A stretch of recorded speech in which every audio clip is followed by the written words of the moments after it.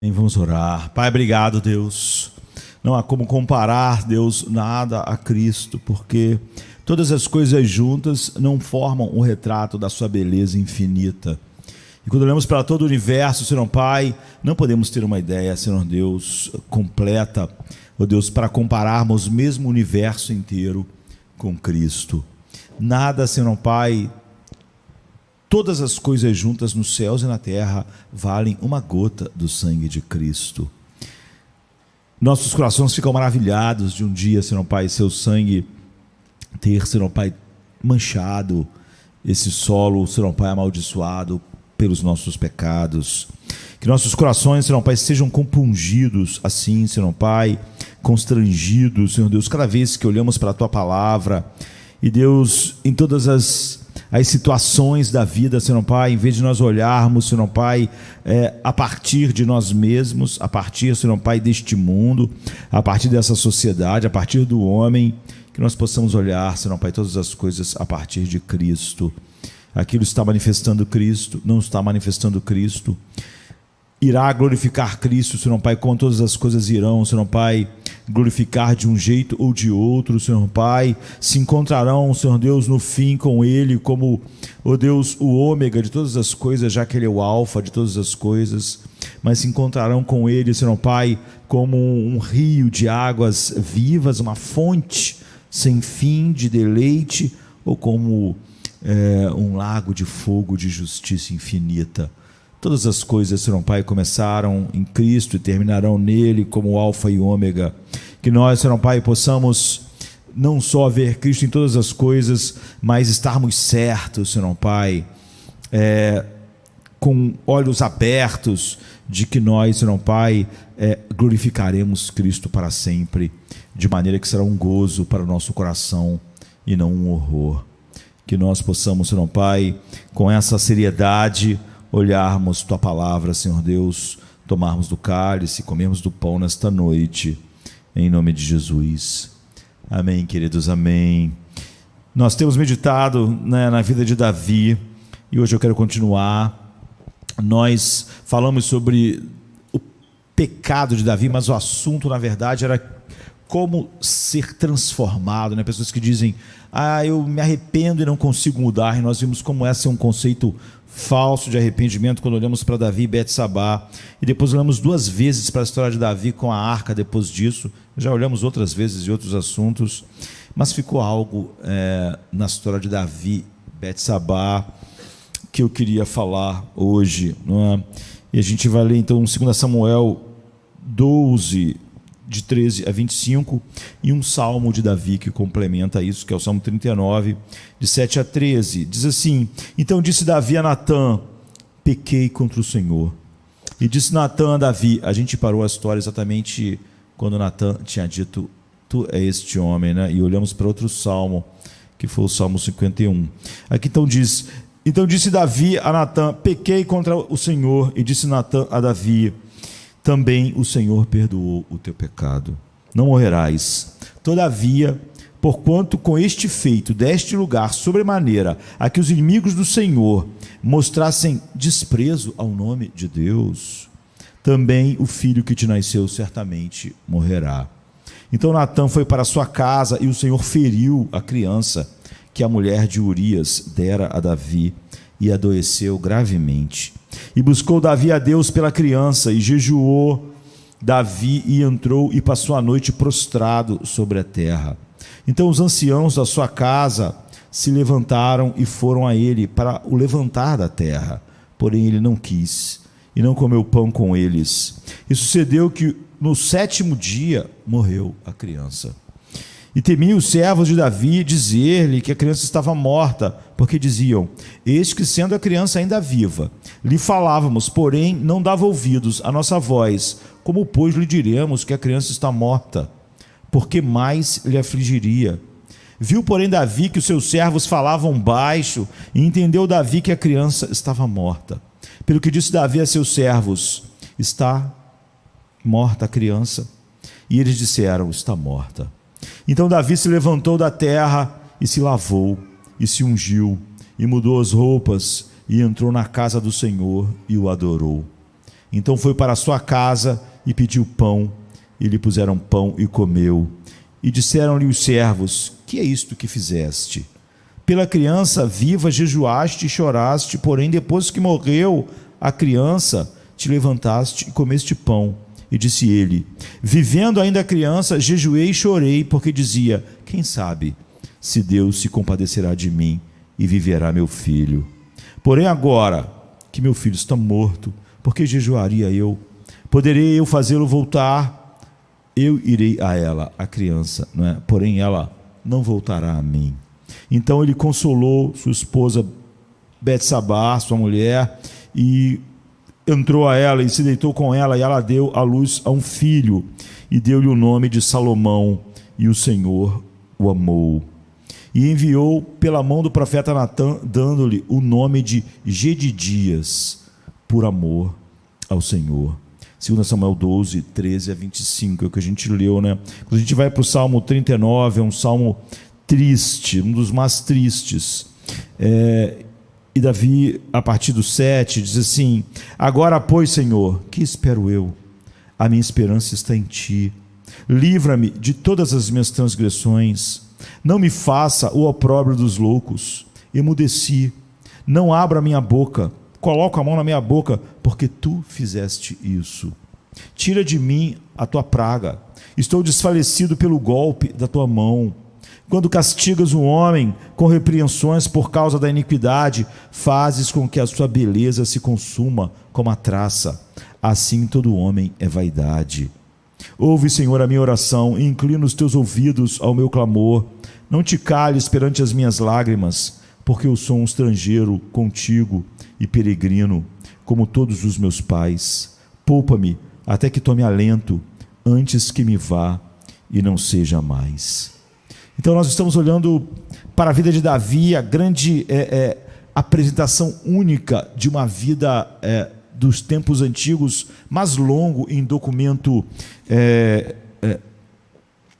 próximo à vida da pessoa que existe na literatura, não só na Bíblia. Davi é a pessoa que a Bíblia mais fala depois de Cristo, mas se você olhar para toda a literatura antiga, você vai ter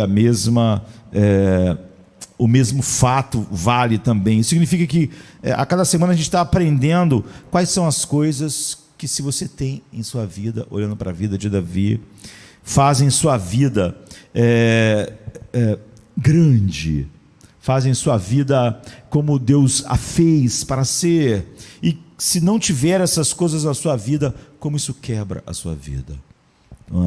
Dessa forma nós podemos olhar para o Evangelho, estamos olhando para as coisas que fazem ou quebram a vida humana, ou seja, para os efeitos do Evangelho na nossa vida, de maneira que nós compreendamos melhor o Evangelho. Hoje a gente chegou a mais uma coisa, não é? Se você tem, a sua vida crescerá, se expandirá, ou seja, estará acontecendo aquilo que Paulo diz, que nós contemplamos Cristo e nós vamos crescendo de um grau para outro na semelhança com Cristo. Se você não tiver isso, sua vida vai quebrar.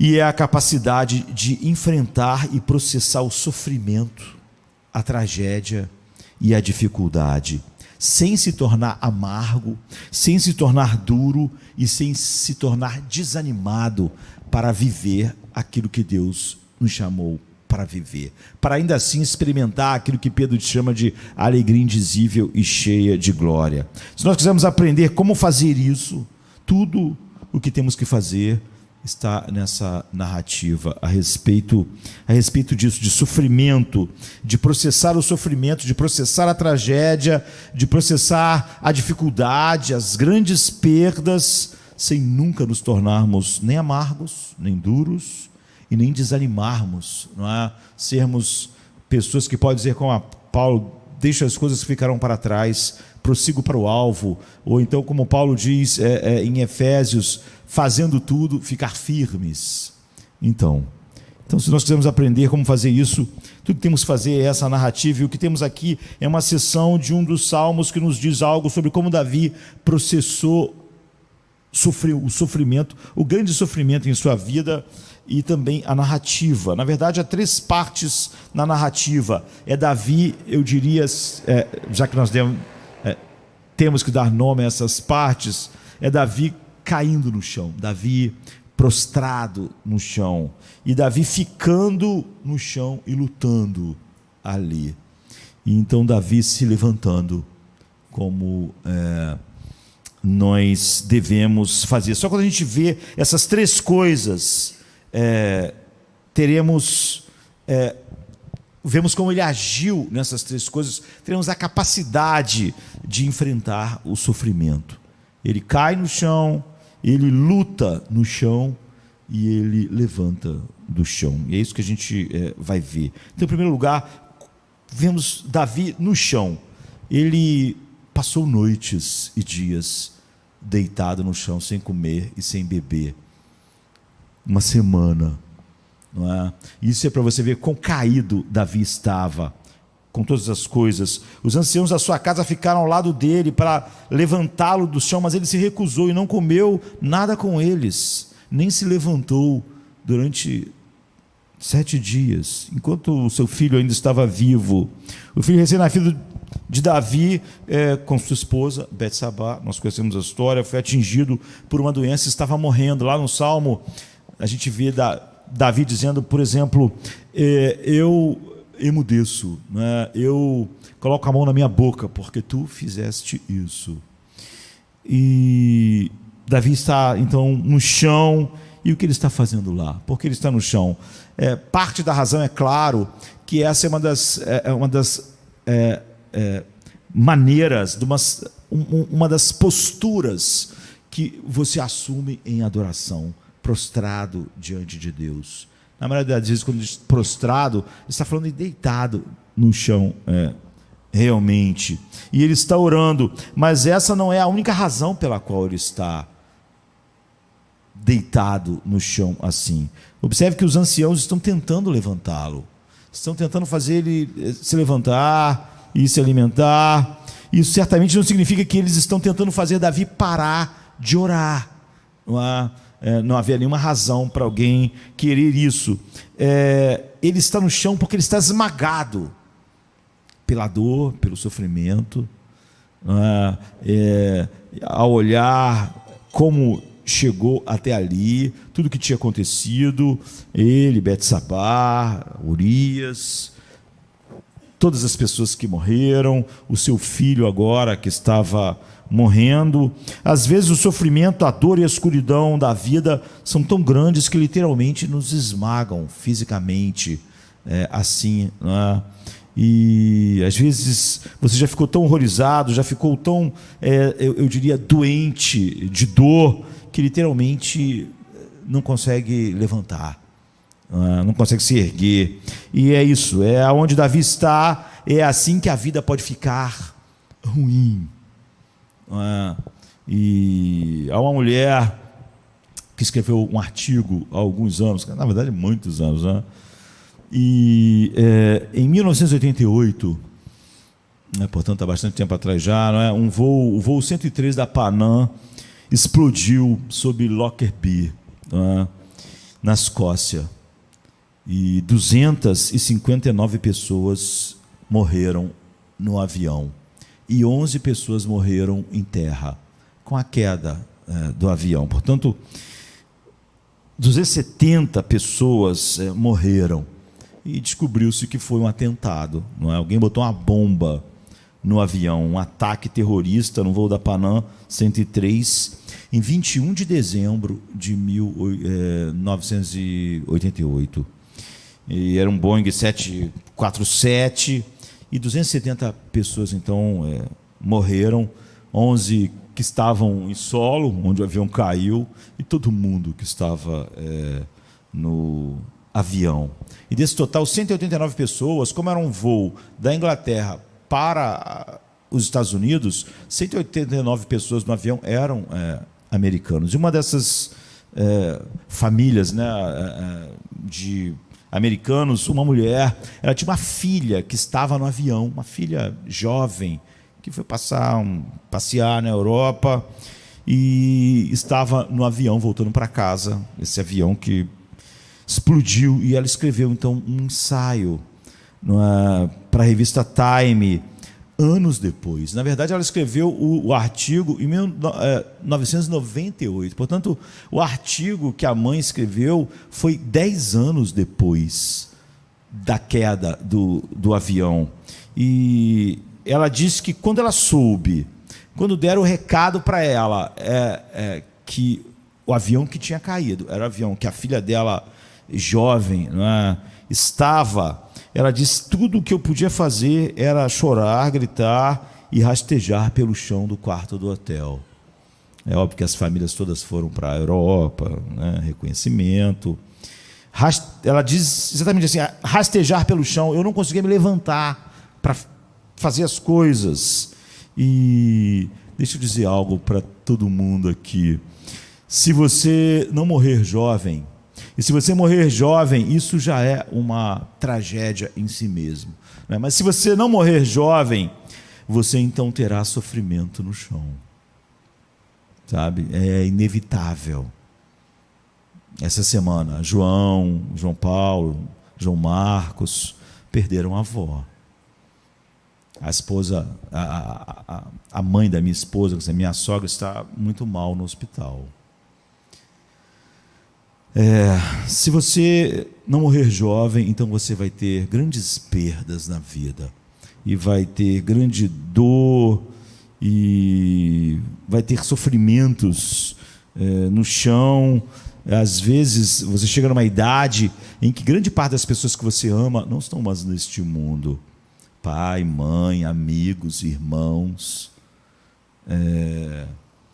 Eu não tenho pai nem mãe. Quantos amigos tão importantes na minha vida já foram? Quando você vê, essa semana morreu a rainha, 96 anos. Uma pessoa que chega a essa idade, quase todo mundo que ela amou e viveu no mundo dela já não está mais no mundo, né? E não importa quem você seja, haverá grande sofrimento na sua vida. Haverá sofrimento no chão para você, sofrimento esmagador. E o que é interessante sobre o artigo dessa mulher é que ela escreveu o artigo 10 anos depois que a sua filha, 19, 20 anos, tinha morrido na queda do avião. E quando você lê o artigo, o que você vê é que aquela mulher, ela está contando que estava no chão do hotel, não conseguia se levantar, e o que você vê 10 anos depois é que ela ainda está no chão.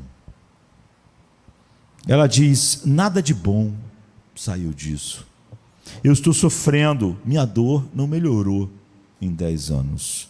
Minha vida foi destruída, e digo isso muito abertamente, não há como sair disso. Esta é uma sentença de prisão perpétua. E é por isso que é tão importante prevenir a tragédia e não permitir que o público pense: bem, não é tão terrível, porque você sabe que tudo vai ficar bem no final. Ela nunca fica bem. É uma prisão perpétua. E ela literalmente diz no artigo: ainda estou no chão, fui empurrada pelo quarto do hotel no chão, e tudo o que pude fazer foi rastejar pelo corredor e quarto do meu hotel, e eu estou me rastejando até hoje. Nesse texto, Davi se levanta. Ele não fica na condição dessa mulher. Ele não apenas se levanta, como a gente vai ver, mas é um choque que ele se levante como ele se levantou. E os servos não acreditam, e eles estão maravilhados. Como assim? Ele vai se cingir, vai vestir sua roupa e foi adorar a Deus. E os leitores da narrativa não têm motivos para esperar que ele se levante novamente, como aquelas pessoas que estavam vivendo perto de Davi, viram ele deitado 7 dias sem comer. Por que ele se levanta? A Bíblia diz, por um lado, não importa o quanto você tente, você nunca evitará cair no chão em sofrimento. Mas é possível se levantar, ou seja, é totalmente inútil você achar que vai passar sem grandes sofrimentos. Então, como ele se levanta? Você se levanta dependendo do que você faz quando você está no chão. Ou seja, quando você está num momento esmagador, quando você está num momento de dor. Aquela mulher nunca se levantou. Não é? Sua capacidade de se levantar depende do que você faz lá embaixo. Sabe? Depende do que você faz quando você está caído. Você pode tentar várias maneiras do humanismo secular para sair, mas aquela mulher falou que é uma prisão perpétua, né? Ela nunca vai ser a pessoa que ela foi antes. Nunca mais.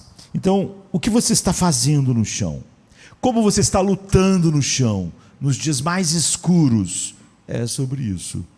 Há 3 coisas que Davi parece entender quando está no chão, e nós aprendemos com o contexto, e até aprendemos com essa sessão do seu salmo de lamento. Davi, ele escreveu muito, e muitos salmos de Davi são de lamentação, salmos quando ele está no chão, salmos de clamor em meio a grande sofrimento. Talvez poucos corações você conheça mais do que o coração de Davi, já que ele desnudava o seu coração, os salmos.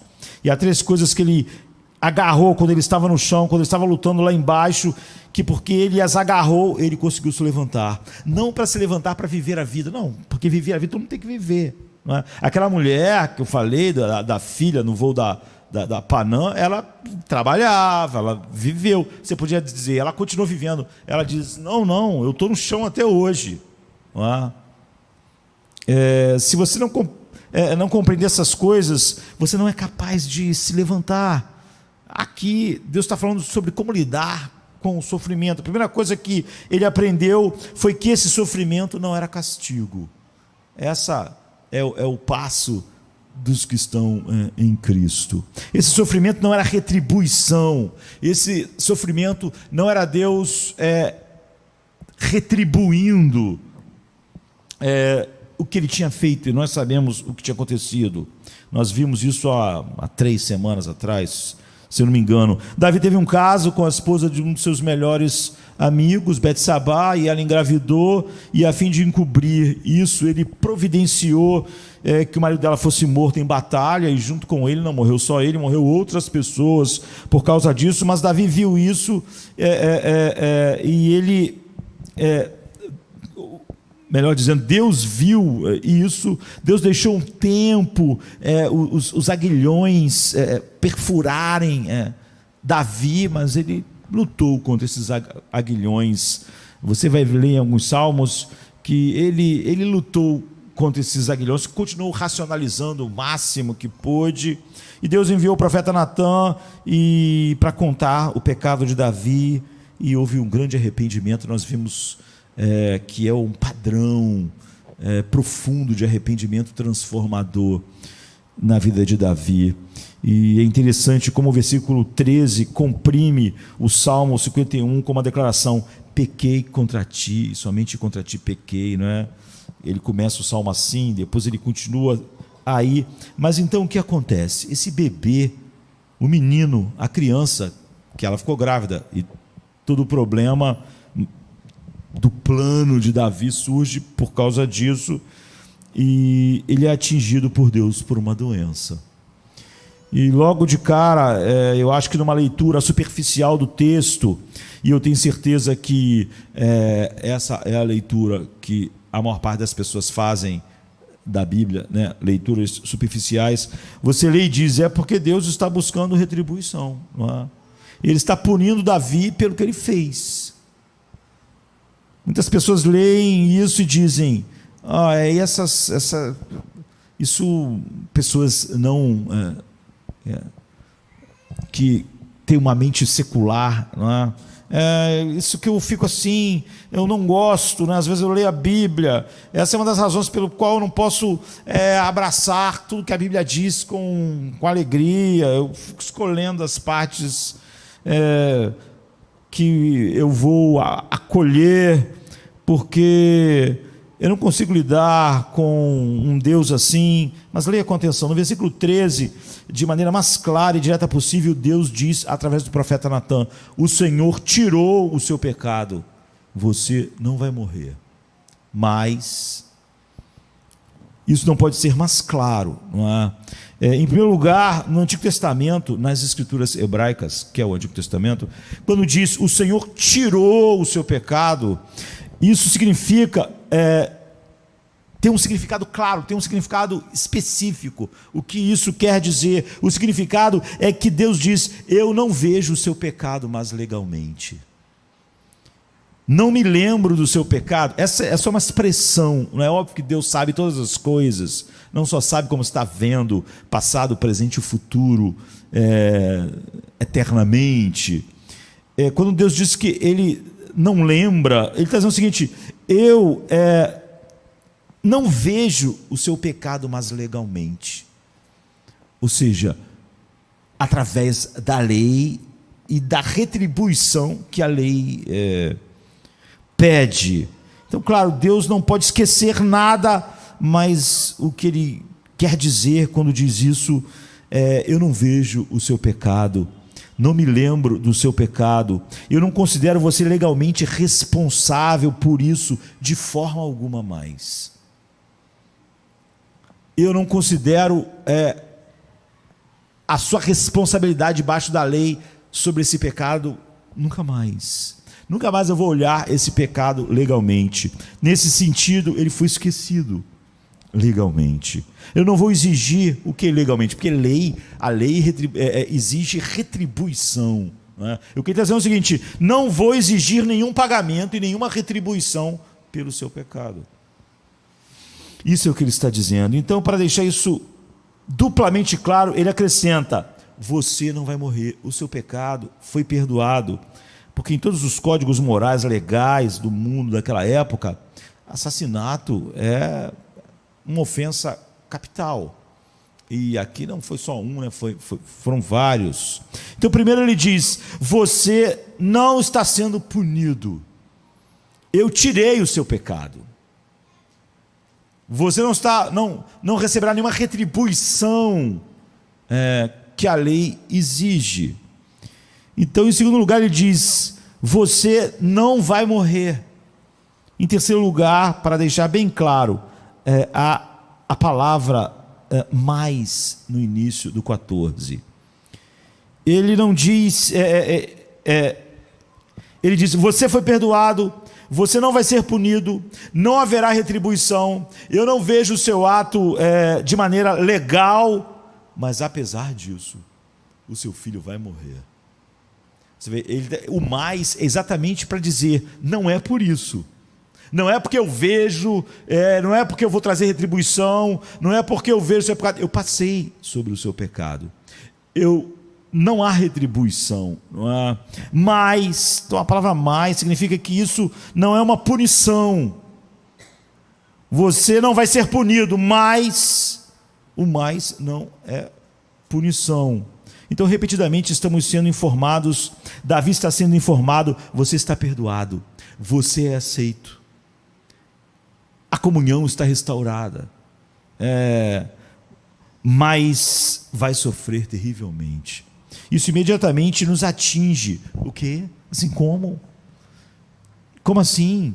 Não é? Porque nós só podemos pensar que Davi ia sofrer porque ele estava sendo punido, né? Isso nos choca. Você é amado, Deus está dizendo para ele, você é perdoado, você é aceito, eu passei sobre sua transgressão, eu não vejo isso mais legalmente, ou seja, eu não considero mais você responsável sobre isso perante a lei, e você vai sofrer. E a gente diz o quê? Você sabe o quanto a Bíblia martela repetidamente que é assim que as coisas são. Tudo no livro de Jó, um livro muito famoso, é para refutar a visão de sofrimento que os amigos de Jó tinham. Os amigos de Jó têm essa visão de sofrimento tão comum, tão comum. As pessoas boas têm uma vida boa e as pessoas ruins têm vidas ruins. As pessoas boas têm uma vida tranquila, pessoas mais sofrem. Esse era o drama de Asaf no salmo dele, né? Por que prosperam os ímpios? Ele estava confuso. E será que em vão eu lavei minhas mãos? Portanto, se você está tendo uma vida boa, você pode assumir que Deus está satisfeito com você. Por outro lado, se você está tendo uma vida terrível e tudo está dando errado, você pode assumir então que Deus está punindo você. Essa era a opinião dos amigos de Jó. Todo o livro de Jó está aí para refutar exatamente essa visão. Jesus, por exemplo, diz isso quando as pessoas dizem: por que a torre caiu em cima daquelas 18 pessoas? Não é? E ele diz: não era porque eles eram piores do que vocês. Vocês deviam estar perguntando por que a torre não caiu em cima de vocês. Não é?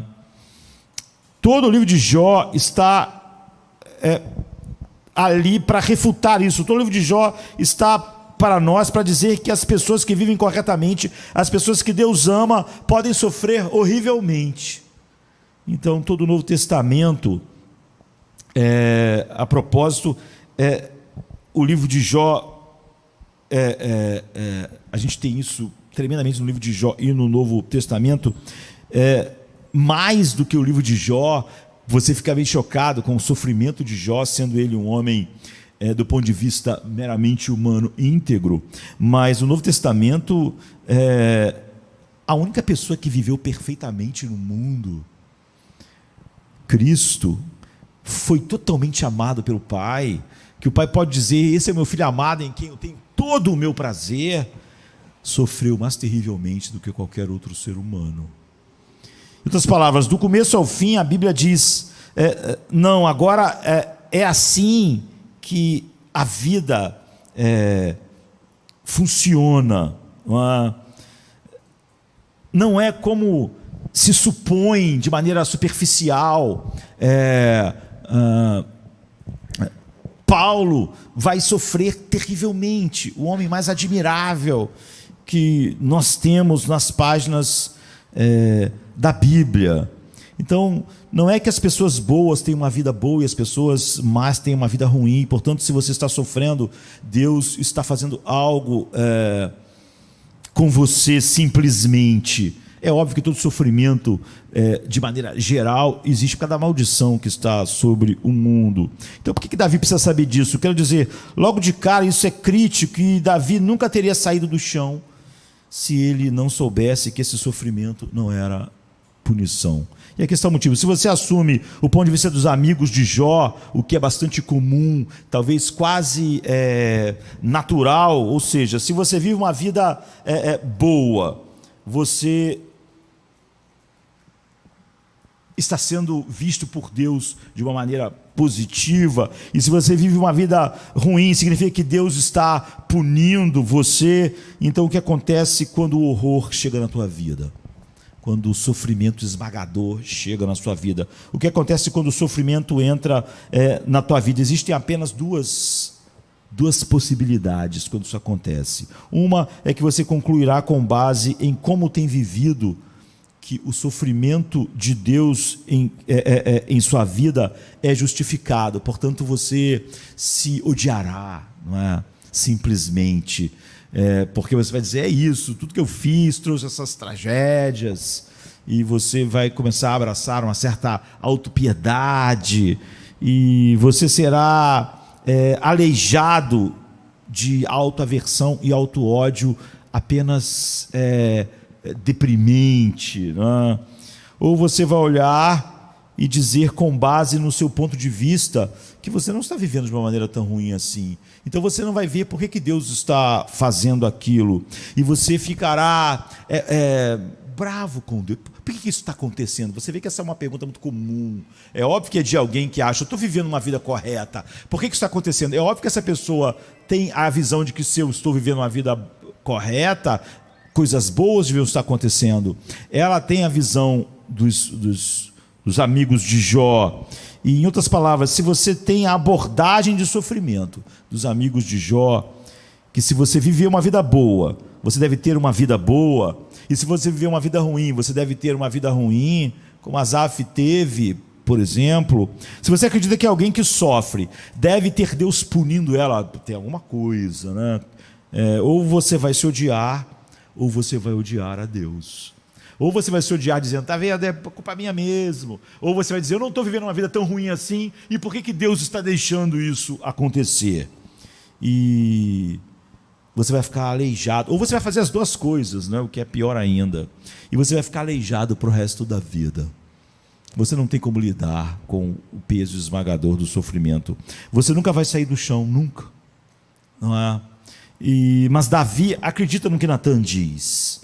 Esse sofrimento não é punição. Você foi perdoado. Eu passei sobre o seu pecado. Eu não considero mais legalmente o seu pecado. Ou nós temos algo maior do que Davi teve, dizendo isso para nós. Ok, se não é a punição, o que é? A segunda coisa que ele aprendeu quando estava no chão foi que esse sofrimento não era um castigo, era uma cirurgia. Não que não fosse odiável tudo que Davi tinha feito. Deus tinha resolvido aquilo, como nós sabemos e vamos celebrar essa noite. O versículo 14, eu devo dizer que há várias versões, você pode escolher uma ou outra. Algumas pessoas às vezes me perguntam qual a Bíblia que você usa. Isso é muito difícil, porque há Bíblias que alguns textos estão mais de acordo com o original, são melhores, mas em outro texto, outro está. Então eu uso, na verdade, várias, naquelas que naquele texto está mais de acordo. A tradução do versículo 14 não é tão clara, né? E você pode escolher uma versão ou outra, e há outras traduções em português que eu poderia ter usado.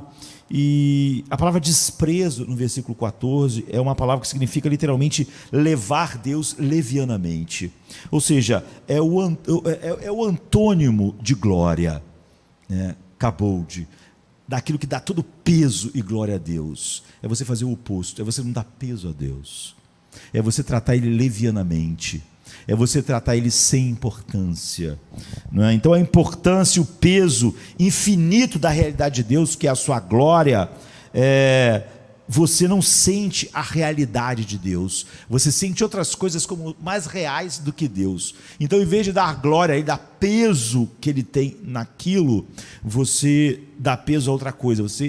Então o tradutor colocou como desprezar Deus. Você considera Deus levianamente, é fazer de Deus uma abstração, não é? É fazer Deus menos real que as coisas. É o que Natan disse que Davi estava fazendo. Por quê? Porque, por exemplo, eu já falei isso aqui, pornografia. As pessoas dizem assim, a pessoa, pornografia, eu luto com pornografia há muito tempo, porque eu não consigo. Mas, na verdade, ele não vê o que está acontecendo, não é? Quando outro ser humano entra num lugar, ele não consome pornografia. Ele tem vergonha, ele não quer que saiba, ele esconde, porque aquela pessoa, seja seu chefe, seu pai, seu amigo, sua mãe, alguém, um ser humano que entrou no lugar, ele tirou, desligou, saiu, aquela pessoa para ele é muito real, mas é óbvio que Deus não é real para ele como as pessoas. É óbvio que ele está tratando Deus levianamente, é óbvio que ele dá mais realidade a outras coisas do que Deus. E é por isso que Deus, ele não via como alguém que estava realmente ali. Outras pessoas ele vê. É isso. O que Natan está dizendo a Davi, você tem levado outros a tratar Deus de maneira leviana, sem dar o grau de realidade infinita que ele tem. Essa é a análise de onde Davi está espiritualmente. Ele acredita em Deus, mas tudo não é sobre Deus. Sua sabedoria, seu poder, seu amor é apenas abstrato. Como você pode ter cantado hoje, Deus é amor, Deus é a vida, Ele é a fonte da alegria, mas tudo isso é abstrato. Quando algumas coisas começarem a ser tiradas, Deus não é a fonte de coisa alguma. Isso é tratar Deus o quê? Levianamente. É o antônimo, na palavra que eles estão usando aqui, o antônimo de glória. Em vez de dar peso a Ele, eu dou peso a outra coisa. E há uma abstração mental nessas coisas. A sabedoria de Deus, o amor de Deus, a glória de Deus. E não uma realidade no nosso coração, viva no coração. E eu vou te dizer que tipo de homem, por exemplo, um homem que pode acreditar no amor de Deus como um conceito mental, mas um homem para quem o amor de Deus não é uma realidade espiritual inundando a sua vida com alegria, ou ele não seria carente. Davi, naquele momento, para achar que realmente uma relação com Betsabá daria alguma coisa a ele. Você é carente assim? Você tem fome assim? Você acha que realmente alguma coisa que faz você tratar Deus completamente levianamente vai te satisfazer de alguma forma? Então Deus é abstrato para você. O amor de Deus. Porque se eu acredito no amor de Deus e sinto o peso da glória desse amor, por que eu seria carente de algum amor que me levaria a desonrar Deus? É isso. Ele estava tão vazio, e ele está levando Deus levianamente. O amor de Deus é apenas algo que ele acredita, não é uma realidade no seu coração. É isso que Natan disse que foi. Se não for uma realidade para o seu coração, se o amor de Deus não estiver pressionando você, Paulo chega a usar a expressão constranger, a palavra que Paulo usa no grego é como torno, que vai apertando algo real que está me apertando. Se não for uma experiência real, você vai procurar essa experiência em outra coisa. Sua necessidade de poder, como a gente viu em outro momento, nessa fase da vida de Davi, que ele se sentia significativo quando exercia o poder, e isso levou ele a problemas. Quando ele mandava homens para a morte, não é? Como era poderoso, não é? Guiava exércitos, mandava milhares de homens para a batalha e para a morte, e ele se sentia significativo quando ele conseguia a mulher que ele queria. Não importa o que, não é? Você pode falar sobre casa, cargo, posição, ou espiritualizar e seu ministério. Se você se sente significativo, assim, em outras palavras, o que Davi estava fazendo era querendo algo porque Deus não era aquele algo para ele. Ele estava então se sentindo significativo por causa do poder, por causa da mulher que ele podia conquistar. E a fonte fundamental da alegria em sua vida, a verdadeira fonte de amor significativa em sua vida, não era Deus. Então agora ele era um escravo. Ele estava olhando para o poder, ele estava olhando para Betsabá, e sempre que isso acontece, você se torna um escravo. Quando você faz de outra coisa sua confiança fundamental, não é? O seu senso de significância, qualquer coisa que você faça, seu Deus emocional, seu Deus, seu centro emocional, não é? Vai fazer você ser funcional ou não na vida, e isso torna o sujeito, torna você sujeito a um medo incontrolável, se algo começar a ameaçar aquilo que você fez, seu Deus emocional. Ou então vai encher você de raiva incontrolável, se algo bloquear e não deixar você ter o que você acha que vai te dar, porque aquilo é o seu centro emocional, o seu Deus emocional. Se alguém tiver entre você e aquilo, você começa a sentir raiva, e você vai sentir um desespero incontrolável se você perder aquilo. Você é um escravo. Em outras palavras, Davi não olhou para Betsabá e disse: linda, né, linda, mas meu Deus, jamais vou te desonrar por isso. Você vê, só quando o amor de Deus, a beleza de Deus é meramente abstrata para nós, só uma crença e não uma realidade pressionando o nosso coração, nós achamos que alguma outra beleza é mais importante.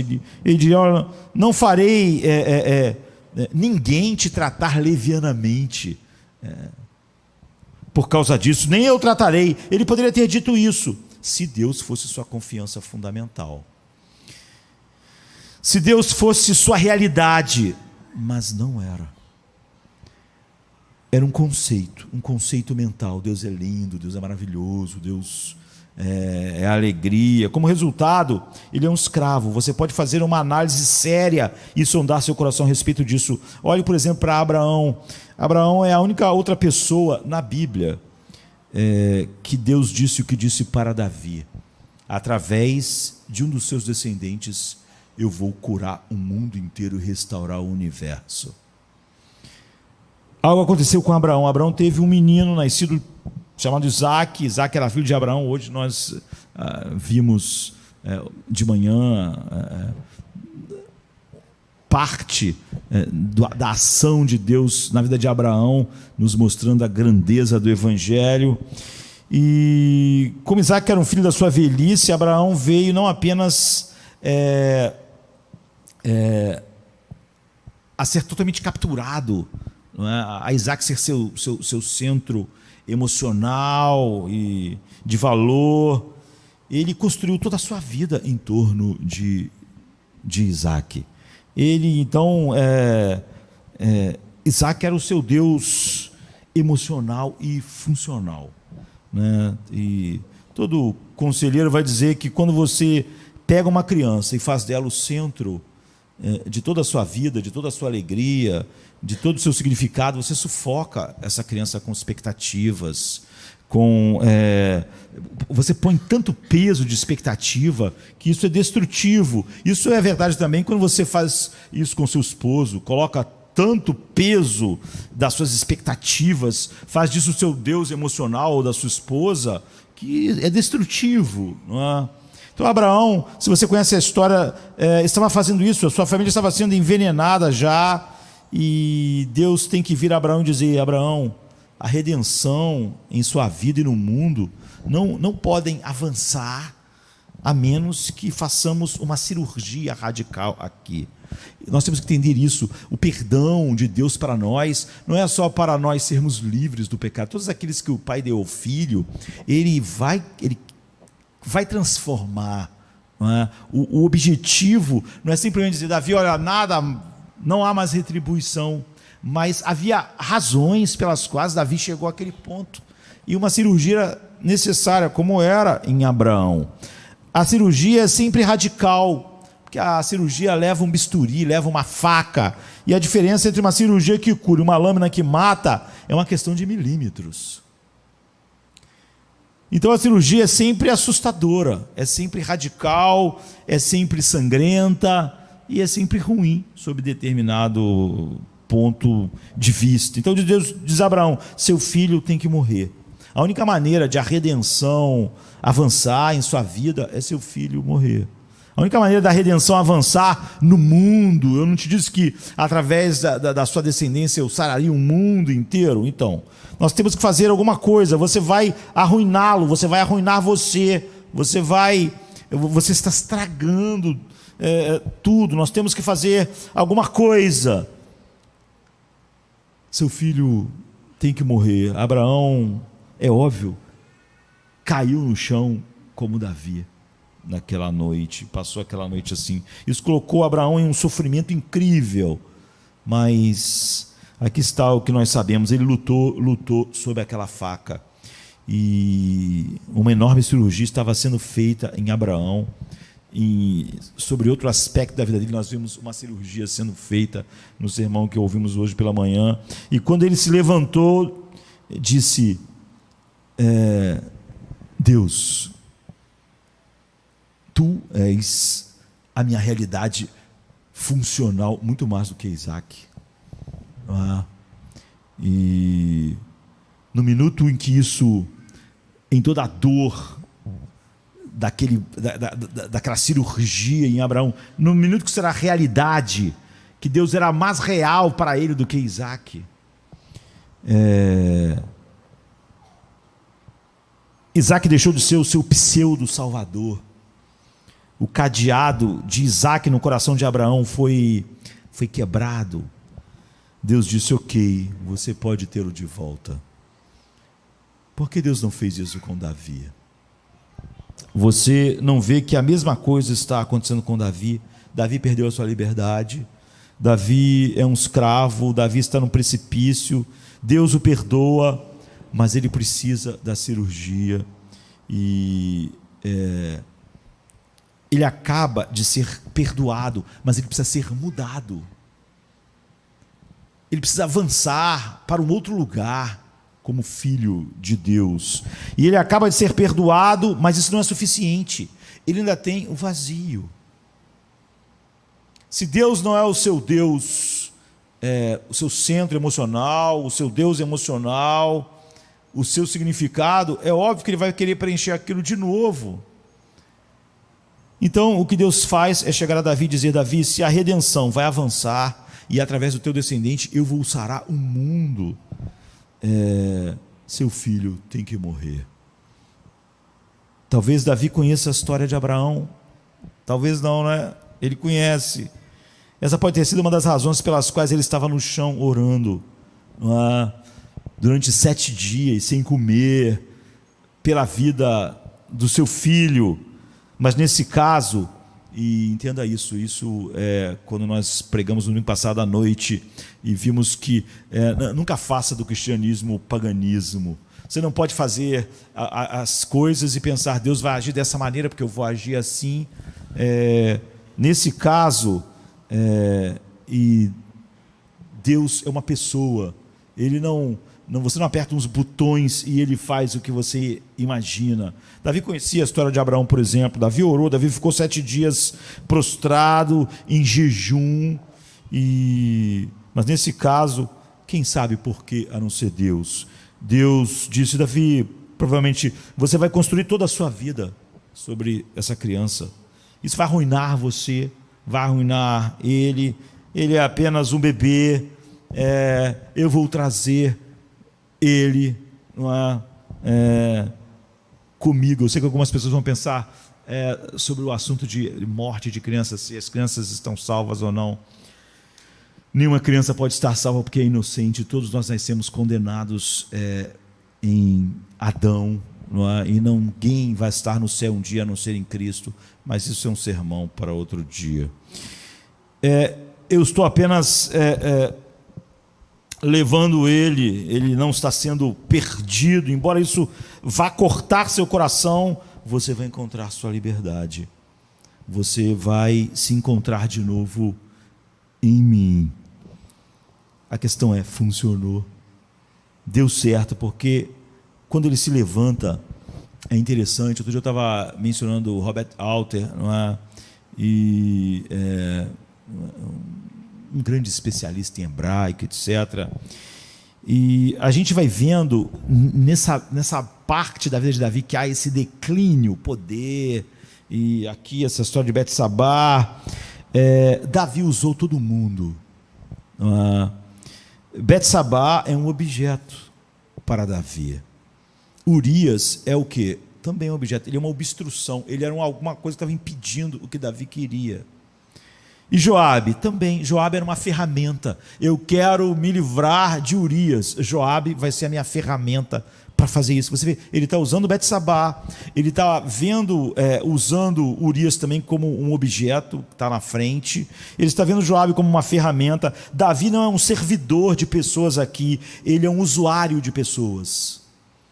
Mas a partir desse momento e pelo resto da sua vida, você vai ver que Davi mudou. Não é?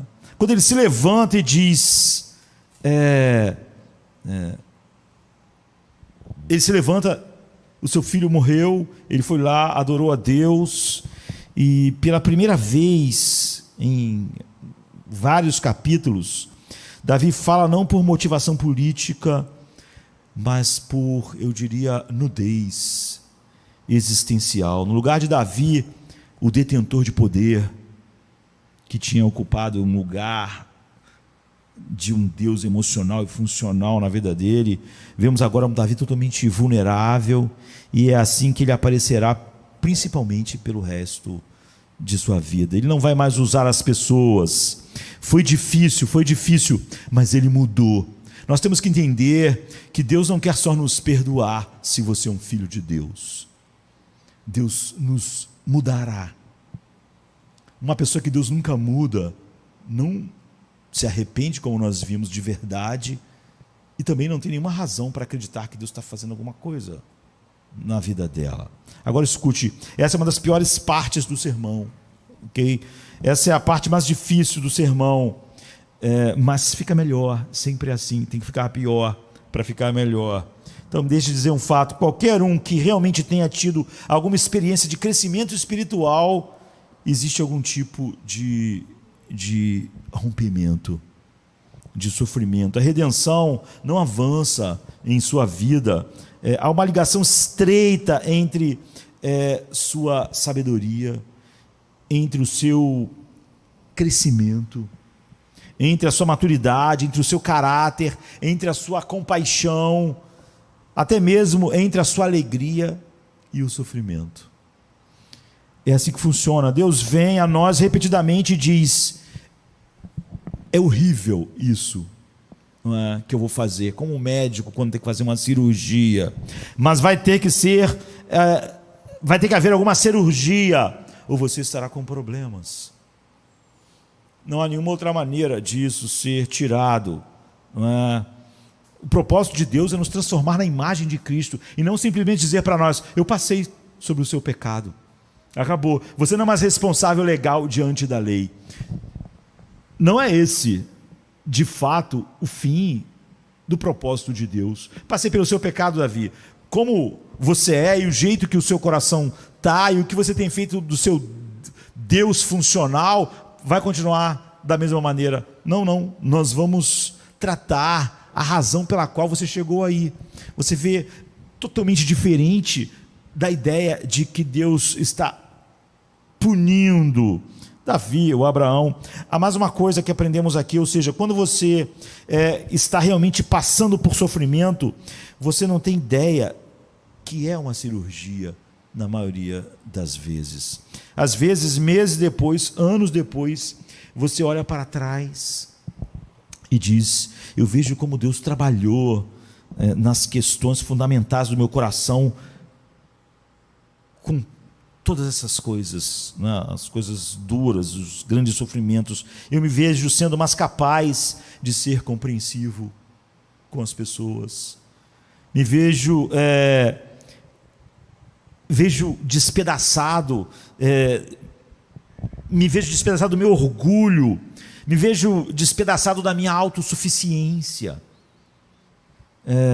Eu me vejo livre de coisas que estavam me arruinando, coisas que me colocavam no chão, me deixavam lá, porque eram realmente, meu Deus, funcional.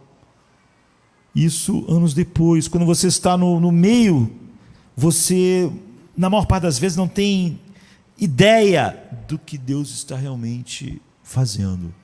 E uma das maneiras pelas quais a gente pode ver isso é no Salmo 39, que é outro texto que nós lemos, um dos muitos salmos que nos contam os tipos de coisas que passavam no coração de Davi em momentos de profunda tristeza e desespero, não é, durante seus grandes sofrimentos. E esse é um dos salmos mais notáveis, porque quando você chega no fim do salmo, não termina com uma nota de alegria. Davi não está feliz ainda. Davi ainda está em profunda angústia. Ou seja, não é que vai ali no início do salmo, no meio, e no final acaba e me pôs nos lábios uma nova canção. Não nesse salmo, não é? A gente leu o Salmo 40 hoje, que vai para isso, né?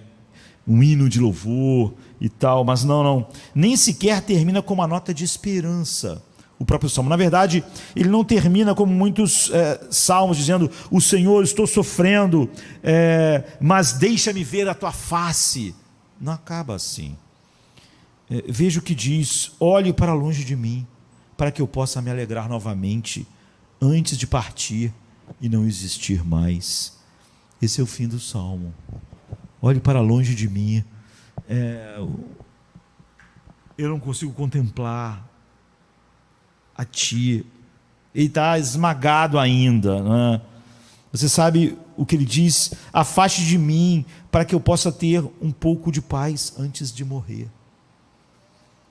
Isso é um salmo, você diria. Quero que você saiba que este salmo, sem um toque final de solução, para a dor de Davi, é um dos maiores confortos para mim durante anos, porque nos diz algumas coisas. Em primeiro lugar, o fato de estar incluído na Bíblia, esse Salmo, né, 39, mostra que Deus entende quando nós estamos, como Davi aqui, colocando diante dele a dor que está envolvendo as nossas vidas. Não pode ser final, e não pode ser o resultado final, o fim desse salmo, é óbvio, né? Ele está dizendo: oh Deus, afaste os seus olhos de mim, porque eu estou me sentindo totalmente consumido com o teu olhar. Mas Deus está compreendendo a dor de Davi, ou ele não estaria lá, não é? Nem colocaria o salmo na Bíblia. A inclusão desse salmo mostra a compaixão de Deus. Ele sabe como falamos quando estamos debaixo de um esmagamento tão profundo como Davi estava. A outra coisa que vemos aqui é que Davi não tem sentimentos espiritualmente corretos ainda. Ele não diz: eu só sei que as coisas vão dar certo, estou apenas louvando ao Senhor. Não, ele não diz isso. Há um realismo emocional incrível. Ele não vai disfarçar como ele está se sentindo com chavões piedosos. De jeito nenhum. Isso não é o que Davi faz nos Salmos. No entanto, ele nunca para de orar, Davi.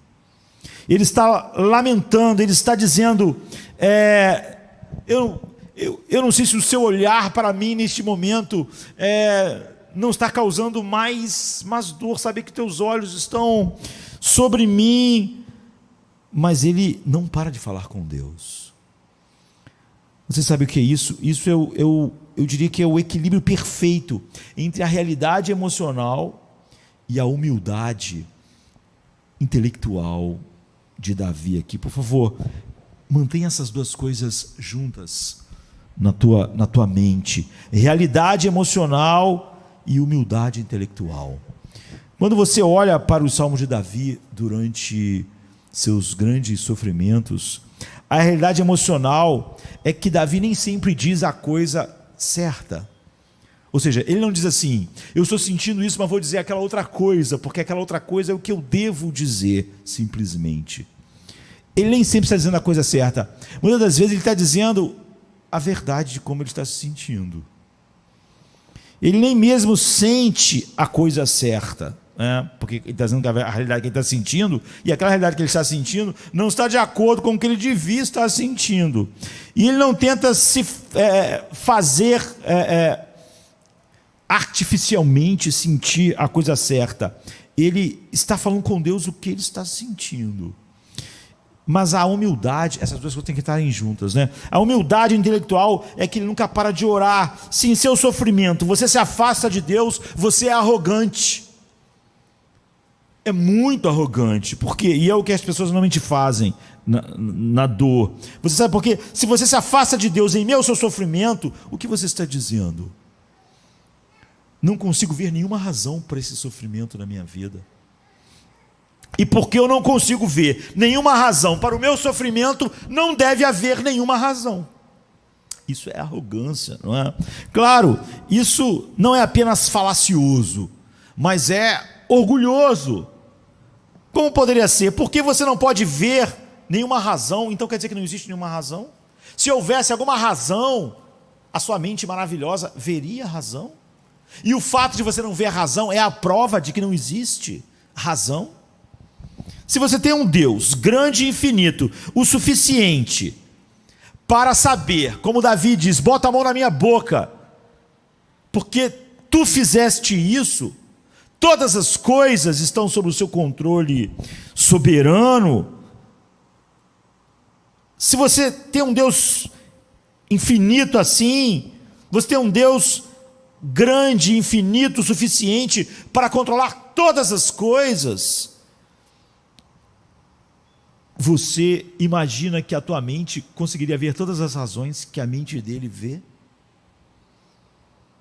Você não pode ter as duas coisas, não é? Aqui nós temos o que ele estava fazendo no chão, não é?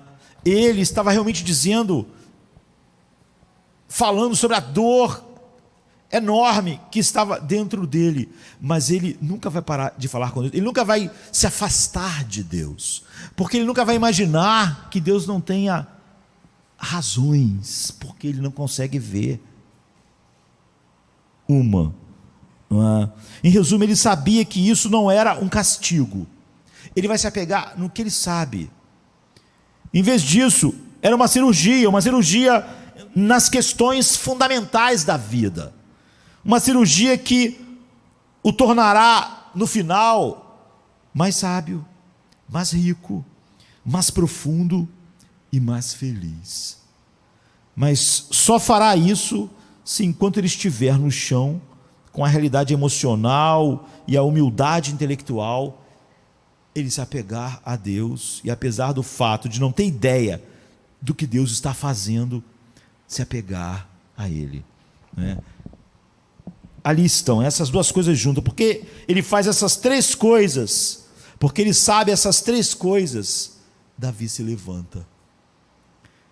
Mas quando ele se levanta, ele nos conta um segredo. Você diz, bem, isso é muito bom, pastor, mas é interessante, mas eu não sei se posso fazer isso. Na verdade, alguns dizem, eu ainda estou no chão há bastante tempo, não é? E isso que o pastor está dizendo é simpático. Eu até anotei aqui nas minhas anotações as três coisas, não é? Mas eu ainda não sei se eu posso fazer isso. Quando Davi se levanta, ele nos conta o segredo. Como ele sabe que isso não é punição, como ele realmente sabe que isso é uma cirurgia, como ele realmente sabe que, apesar do fato de que não há absolutamente nenhuma maneira que ele possa dizer com clareza o que Deus está fazendo em meio à dor, no entanto, ele não é arrogante de achar que Deus não tem nenhuma razão, porque ele não consegue ver a razão. Então, como ele sabe, duas palavras de graça fluem aqui. Deus especificamente entra em sua vida e diz duas coisas que o asseguram. Você tem que ter essas palavras também, para ser totalmente diferente daquela mulher em que a sua filha morre no voo da Panam e do mundo inteiro que não tem o que Davi tinha. Essa é a chave, essa é a dinâmica. Deus lhe dá duas palavras de graça. Ele garante que ele está perdoado. Ele garante que ele é totalmente aceito. E ele lhe dá, assegura a sua graça. E essas duas palavras estão realmente no final do versículo 22. Ele diz, ele não virá a mim, mas eu irei a ele. E no versículo 25, ele enviou uma palavra por meio do profeta Natã para chamá-lo Gedidias. Então aqui estão duas coisas, e você tem que ter elas também. A primeira é, ele não virá a mim, mas eu irei a ele. Quando você lê isso, é como um tipo de pessoa moderna, não é? Você imediatamente tende a ler através do filtro do que nós já conhecemos. Nós temos que entender que a Bíblia foi um desdobramento da revelação de Deus. Os homens, em períodos passados, anteriores, por exemplo, a Cristo, sabiam muito menos do que sabemos hoje. E se andar mais para trás, sabiam menos, e mais para trás sabiam menos, porque foi uma revelação progressiva, não é? E certamente você pode imaginar que todas as pessoas no Velho Testamento entendiam a vida após a morte exatamente como nós compreendemos. E Jesus é bastante óbvio sobre o céu, o Novo Testamento, e você deve achar que todos as pessoas que viveram no Antigo Testamento, por exemplo, tinham a mesma clareza que nós, mas não é verdade. É por isso que chegou ao ponto de que parte lá dos fariseus acreditavam Moisés e tal, eles não acreditavam na vida após a morte, os saduceus, né? Mas eram liderança religiosa respeitável. Os fariseus acreditavam, os saduceus não. Então você não pode ler isso assim. Não é? Todo mundo naquela época acreditava que as crianças iam para Deus quando morriam, e quando você morre, se você está em Cristo, você vai para Deus. Não, eles não tinham todas essas informações.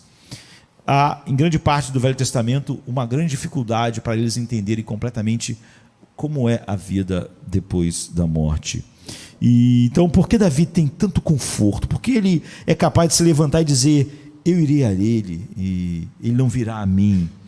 O Salmo 16, que é um salmo que fala sobre Davi, e ao mesmo tempo é uma profecia sobre Cristo, nos diz que Davi recebeu uma palavra que outras pessoas no seu tempo não tinham, para ele, mas que na verdade também era uma profecia sobre Cristo. No primeiro sermão de Pedro, em Pentecostes, é sobre o Salmo 16 que ele menciona: Davi, sendo profeta, profetizou sobre o Messias. O Salmo 16 diz, a partir do 9: por isso o meu coração se alegra e o meu espírito exulta, até o meu corpo repousará seguro na sepultura, pois não deixarás a minha alma na morte, nem permitirás que o teu santo veja a corrupção. Tu me farás ver os caminhos da vida, na tua presença a plenitude de alegria, à tua direita há delícias perpetuamente.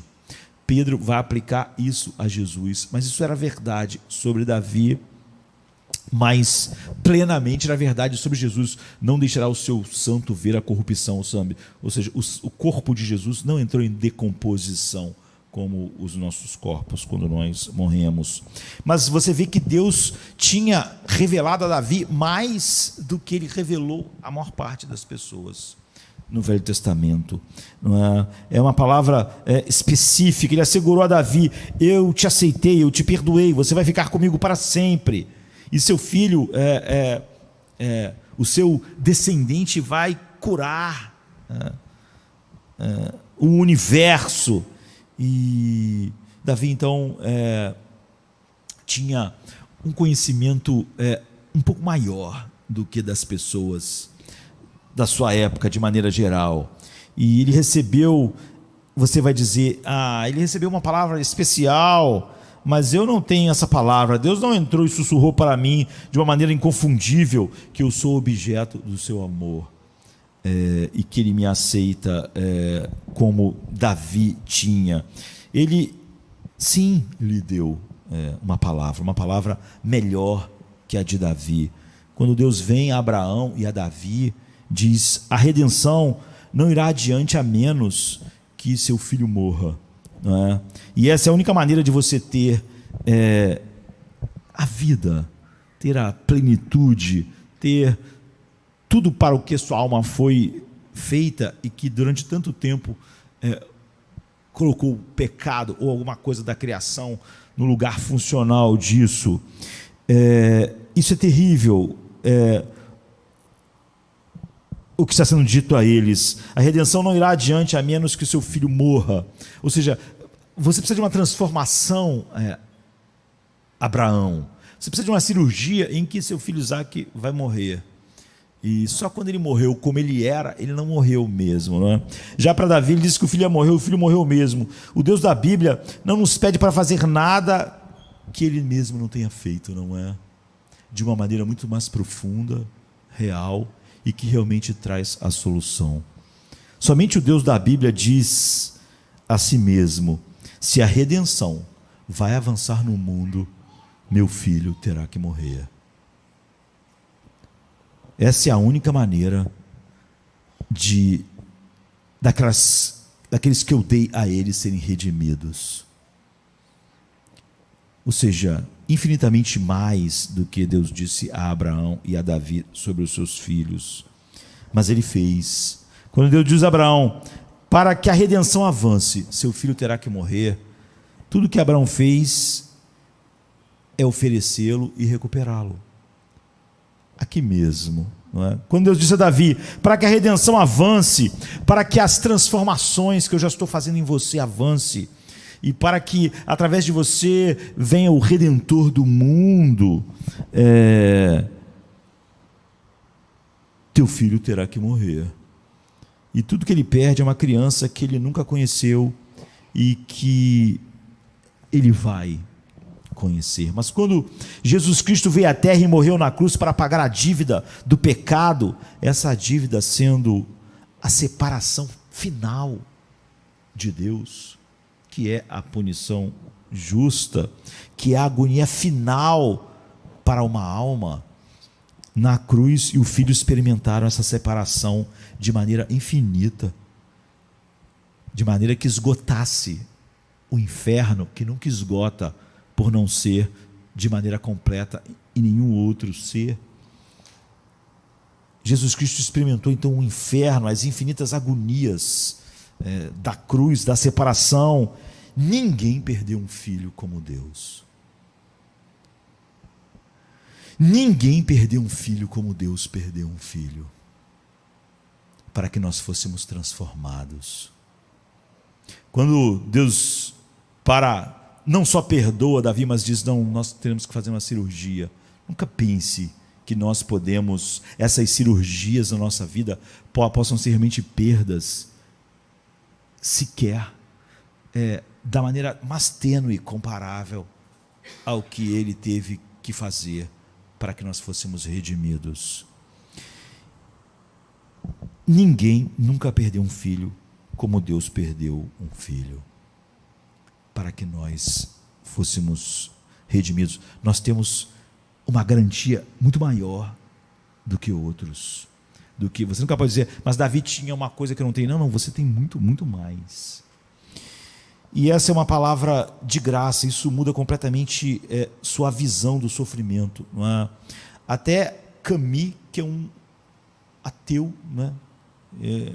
Impressiona, e esse é um dos seus ensaios, e eu, quando li, quase não acreditei que Albert Camus escreveu isso, mas quando ele estava pensando no sofrimento, ele disse no ensaio que ia pensar no sofrimento da perspectiva cristã. Ele escreveu assim: a solução cristã consistia primeiro em que Jesus Cristo experimentasse o sofrimento como mais ninguém experimentou. O homem Deus sofre com paciência total diante do mal. O mal e a morte não podem mais ser inteiramente imputados a ele do que foi, ou seja, ninguém pode experimentar o mal e a morte como ele, pois ele sofre e morre amaldiçoado.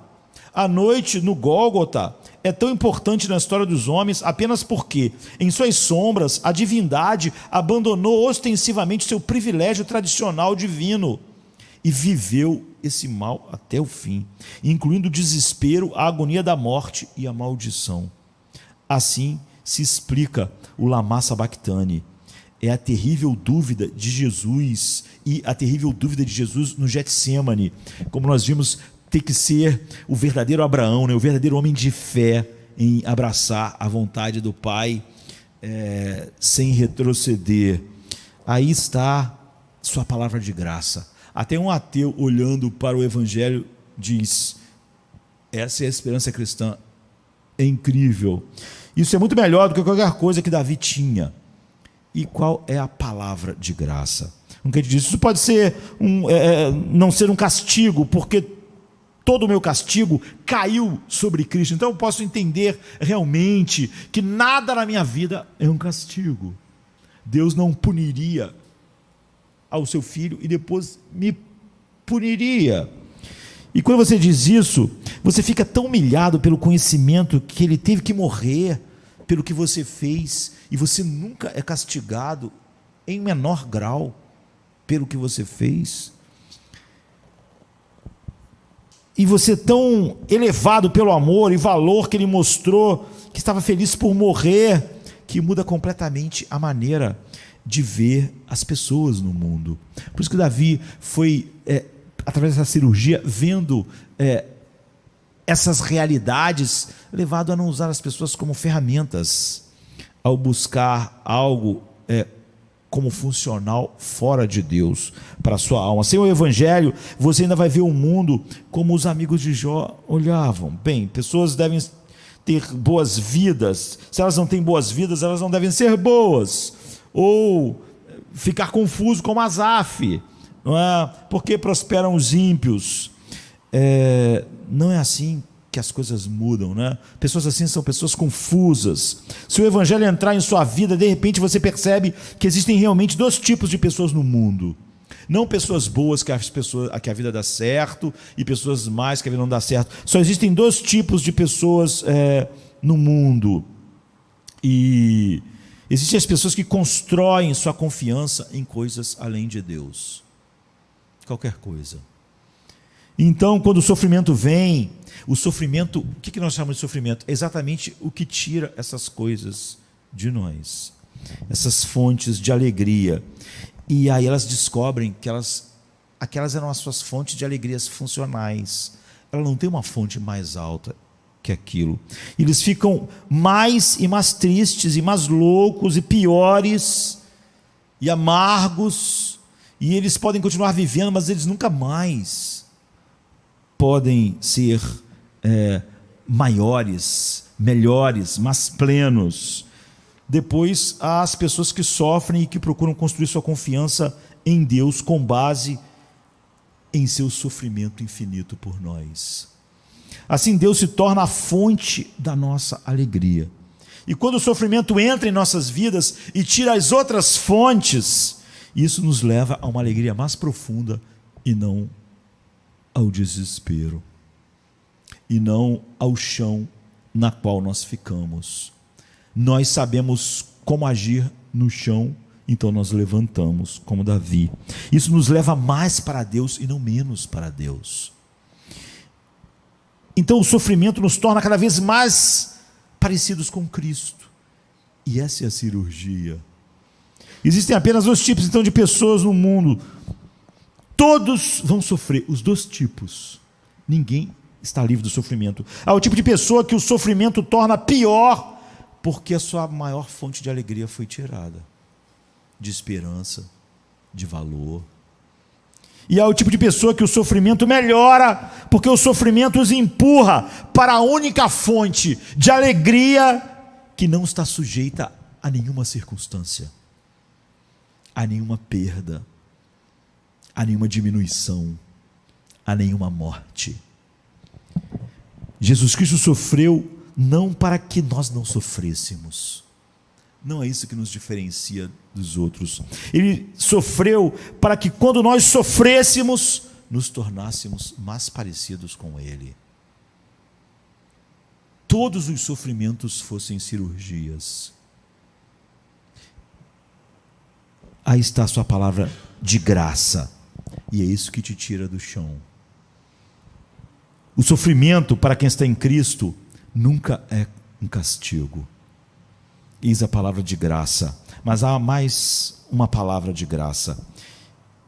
A outra coisa é: Davi consolou sua esposa Betsabá, e foi até ela e deitou-se com ela, e ela deu à luz a um filho. E eles o chamaram de Salomão. O Senhor o amou, e porque o Senhor o amava, ele enviou um mensageiro por meio do profeta Natã para chamá-lo, Salomão, de Gedidias. Aqui está algo realmente incrível para nós encerrarmos. Davi teve muitas esposas, não é? Era uma época em que isso estava sendo aos poucos extirpado. E Davi teve muitos casamentos, Davi teve muitos filhos. No entanto, o que Deus faz é surpreendente. Ele lhe dá um filho, outro filho. E Davi dá o nome a esse filho de Salomão, que significa estou em paz. Estou em paz. Bom, não é? Não estou no chão. Deus diz: eu posso fazer melhor do que isso. Não é? Você está em paz. Chame-o de Gedidias, que significa o Senhor o ama e se deleita em você. De todos os casamentos, de todos os filhos, este é aquele por quem Deus vai enviar o Messias ao mundo. Ele é a semente messiânica. Esse é aquele através de quem Cristo vem. E o que isso significa? Betsabá, a mulher escarlate, não é? E Davi, que assassinou para ter esse casamento. Deus tira Jesus disso. Deus faz dela uma das mães de Jesus, já que na genealogia dele algumas mulheres são mencionadas, e ela é uma das mencionadas porque ela é uma das mães de Jesus, não é? Deus faz ela a portadora da salvação do mundo. O que isso significa? Significa que não importa quem você é, não importa o que você fez, não importa se você cometeu adultério, como Davi aqui, não importa se você é um assassino da máfia, não é? Em Jesus Cristo você é Gedidias. O Senhor se deleita em você. Não é só que você está em paz, Davi. Eu me deleito em você. Esse é o nome que deve dar ao menino, para você lembrar disso. Eu não só te aceito, você não só em paz, você é o meu deleite. O Senhor se deleita em você. Você conhece a genealogia de Jesus, por exemplo, em Mateus 1, não é? Há uma genealogia, e naquele dia as genealogias eram como currículo. Não é como simplesmente para saber de onde você veio. Era o que te dava a importância, o teu pedigree. Olha a família da qual eu venho. As pessoas falam isso até hoje, assim, tipo assim, Jonathan Edwards, 3 descendentes dele foram presidentes, não sei quantos foram senadores, não sei quanto, você vê, ainda tem essa coisa assim, não é? A genealogia naqueles dias eram currículos. E o que você coloca no seu currículo? Sou chato.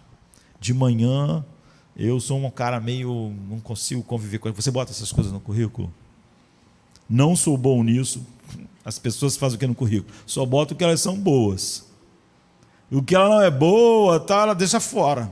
Ela não põe. Naquela época, como a genealogia era currículo, você abandonava o que você não orgulhava. Você estava falando lá dos seus descendentes, mas um deles lá foi o maior canalha, você pulava ele. Era o seu currículo. Você não era, se as pessoas não sabiam, não era você que ia contar que você descendia daquela pessoa. E você só colocava na sua genealogia as pessoas que você se orgulhava de ser descendente dela. Não é? Então, na genealogia de Jesus diz mulher de Urias, nem sequer diz Betsabá, para que ninguém pudesse pensar ser uma outra pessoa, não é? A Bíblia põe, Jesus põe lá na sua genealogia a mulher de Urias, aquela que Davi e ela adulteraram, então ela mesma. O que significa? Quando Deus nos leva a abraçar Cristo, e não importa o que você tenha feito, tudo o que tenha acontecido, Ele se deleitará em você. Gedidias. Você é Gedidias, que significa o Senhor o ama e se deleita nele. Sabe, imagina aquele casal ouvir isso. Nosso filho, depois de tudo o que aconteceu, Deus está dizendo, eu amo e me deleito nele. Não importa o que você é. Colossenses 1:22 diz, somos santos e irrepreensíveis diante dele. Agora, porém, ele os reconciliou no corpo da sua carne, mediante a sua morte, para apresentá-los diante dele, santos, inculpáveis e irrepreensíveis. Não só isso, significa que não há um plano B para você, nem para mim. Esse foi um pecado horrível. Isso estragou tudo. Isso foi uma coisa horrível que Davi e Betsabá fizeram. Ainda assim, Deus tira o Messias disso. O que significa? Significa que se você pecar, haverá consequências. Houve consequências na vida de Davi, pelo resto de sua vida. Deus está dizendo, não peque. Se você pecar, haverá consequências. E as consequências podem ser duradouras. Mas você não acha que não importa o que você faça, você nunca pode colocar sua vida num plano B. Eu sou tão poderoso em meu amor e em minha graça, que eu vou tecer até mesmo seus fracassos no plano A. Eu posso trabalhar ainda mais através de você, através dos seus fracassos, quando eu te levo ao verdadeiro arrependimento, como Pedro, tecer coisas maiores. Não boto Pedro para um plano B, não boto Davi, Betsabá para um plano B. Não. Você não entende? Não há plano B para aqueles que o pai deu ao filho. Davi teria vindo a Betsabá e dito: querida, vamos ter um filho, e ele será aquele que estamos buscando, para não só nós sermos redimidos, mas o mundo inteiro através desse filho. É o que Deus vai fazer. E Betsabá poderia voltar para Davi seus olhos e dizer: você está brincando? Depois de tudo que nós fizemos, que tipo de Deus nos daria um filho que cumpriria o propósito dele de salvar o mundo, de resgatar todas as coisas? Você não vê o que nós fizemos? Você não vê da onde nosso casamento saiu? O Deus, o Pai do nosso Senhor Jesus Cristo faz isso. Não há um plano B. Você vê que quando você tem essas três coisas, você nunca é esmagado no chão e você nunca fica lá. Nunca você terá mais do que cirurgias que te façam mais parecidos com Cristo e uma visão mais incrível da graça de Deus, que faz realmente você galgar lugares, não apesar do que aconteceu na sua vida, mas através de todas aquelas coisas.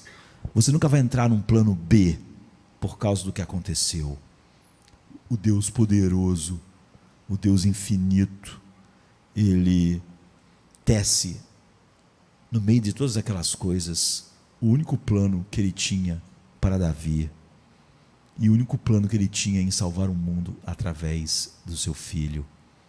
É assim que os filhos de Deus sofrem, caem no chão, sentem o peso do esmagamento, mas sempre são tornados mais parecidos com Cristo e não o oposto.